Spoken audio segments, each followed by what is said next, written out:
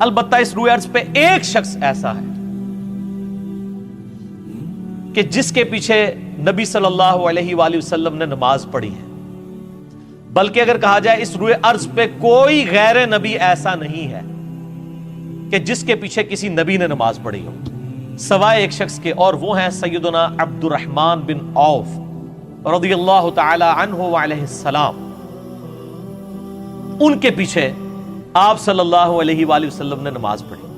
اور یہ حدیث صحیح مسلم کے اندر کتاب الطہارہ چیپٹر میں انٹرنیشنل نمبر کے مطابق 633 ہے۔ یہ نمبر مجھے اس لیے یاد ہو گیا کہ میں اکثر لوگ سوال پوچھتے رہتے ہیں، تو جو اکثر پوچھی جانے والی چیزیں نا وہ مجھے یاد رہ جاتی ہیں۔ 633 صحیح مسلم میں۔ مغیرہ ابن شعبہ رضی اللہ تعالیٰ عنہ کہتے ہیں کہ ایک سفر کے دوران، اس حدیث کے الفاظ ہیں، میں نبی صلی اللہ علیہ وآلہ وسلم کے ساتھ تھا،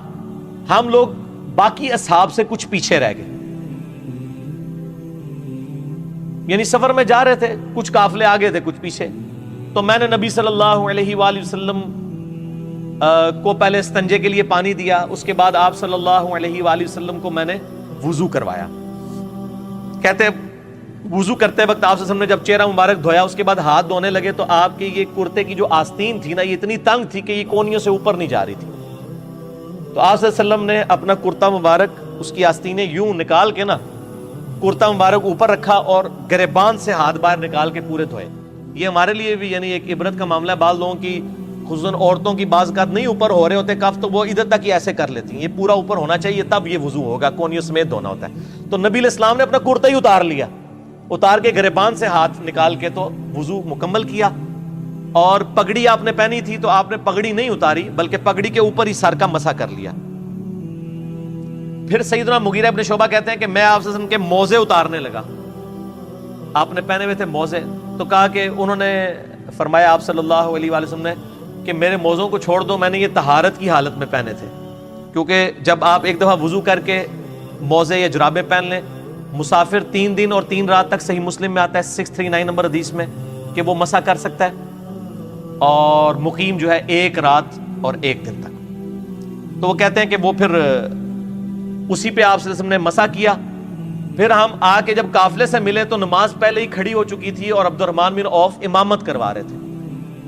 تو صحابہ کرام نے سبحان اللہ کہہ کے ان کو متوجہ کیا، لیکن نبی علیہ السلام نے پھر عبد الرحمن بن عوف کو بھی اشارہ فرمایا کہ وہ نماز پڑھاتے رہے۔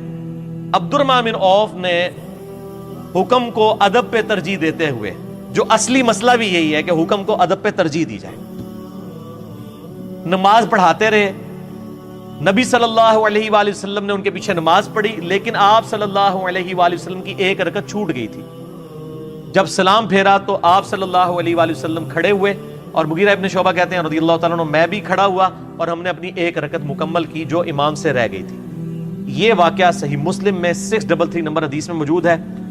ایک واحد صحابی ہیں عبد الرحمن بن عوف جن کے پیچھے نبی صلی اللہ علیہ وآلہ وسلم نے نماز پڑھی ہے، باقی حضرت جبرائیل علیہ السلام کے پیچھے پڑھی، لیکن جبرائیل علیہ السلام بھی غیر نبی نہیں ہے، وہ فرشتوں کے پیغمبر ہیں، وہ ایک الگ معاملہ ہے، اور وہ بھی فرشتوں کے پیغمبر ہیں، وہ غیر نبی نہیں ہے، وہ نبی ہیں، فرشتوں کے نبی ہیں، پیغمبر ہیں۔ یہ عبد الرحمن بن عوف رضی اللہ تعالیٰ عنہ کی بہت بڑی خوبی ہے، اور اللہ تعالیٰ نے ان کو یہ فضیلت عطا فرمائی اس حوالے سے رضی اللہ تعالیٰ عنہ علیہ السلام۔ اللہ تعالیٰ قیامت والے دن ہمیں آپ صلی اللہ علیہ وآلہ وسلم، آپ کے صحابہ، آپ کے اہل بیت کا ساتھ نصیب فرمائے۔